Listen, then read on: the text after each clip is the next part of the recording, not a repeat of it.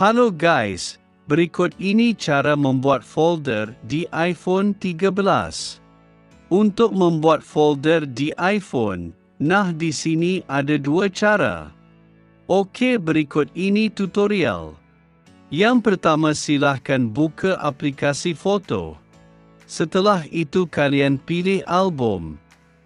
Silahkan kalian pilih ikon tambah di pojok kiri atas.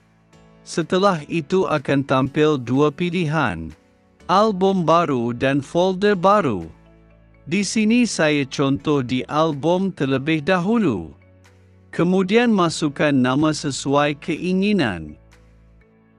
Lanjut pilih simpan. Setelah kalian pilih simpan tadi, sekarang tinggal pilih foto atau video. Sekarang akan tampil di sini.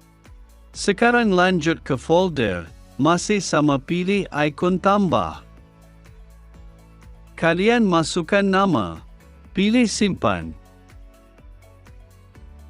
Di sini tampil informasi. Anda dapat mengambil foto atau video kamera, atau menyelaraskan foto dan video ke iPhone dengan Finder. Okey, semoga bermanfaat. Sampai ketemu di tutorial berikut.